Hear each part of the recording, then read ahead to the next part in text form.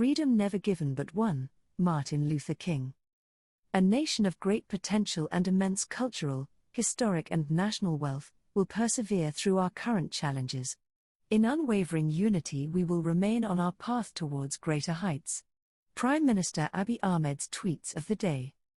The so-called United Front of Ethiopian Federalist and Confederalist forces formed in Washington yesterday. The aim of this faction is said to form a transitional government. Sorry? We couldn't get that right. What do you mean by a transitional government, please?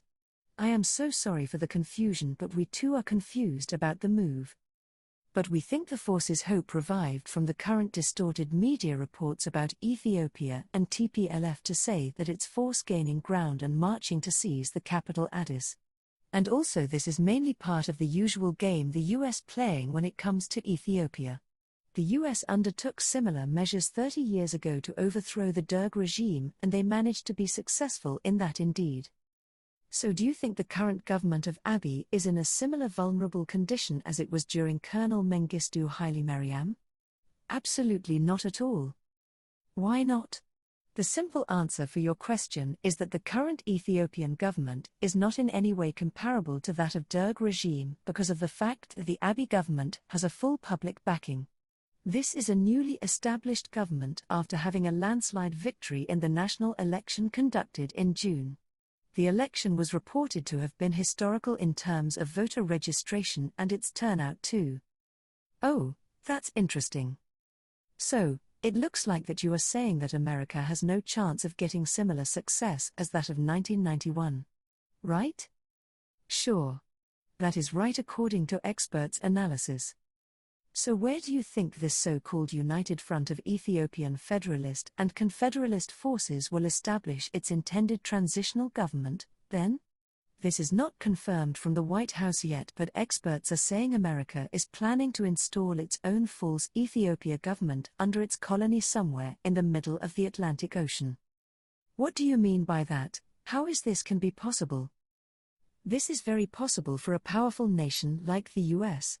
You know they can also take this transitional government to the moon if they wanted, or even somewhere in the space if you like. Oh, that seems like dream comes true for this group. Right? Not really. Can you tell us a little bit about any response from the Ethiopian government to this? Yes, sure. The Ethiopian government described the new alliance as a publicity stunt and said that some of the groups involved had been responsible for ethnic cleansing. Final question. How are the matters now in Ethiopia? Any development? Yes, there are some development from the war fronts. We heard the news about the death of General Tadesse Werede, the leader of the terrorist group TPLF. Tadesse Werede was who declared war on the Ethiopian people, reportedly to have been killed in a drone strike and buried a few days ago. Cornel Hus was, another major army officer of TPLF, captured in Desi as we have reported previously. Overall, things are no longer favorable to the terrorist group. Thanks for updating these. My pleasure. Activist and patriotic Suleiman Abdella tweeted the following this morning. If our hearts are like lions, our struggle will be like that of a lion to catch a deer.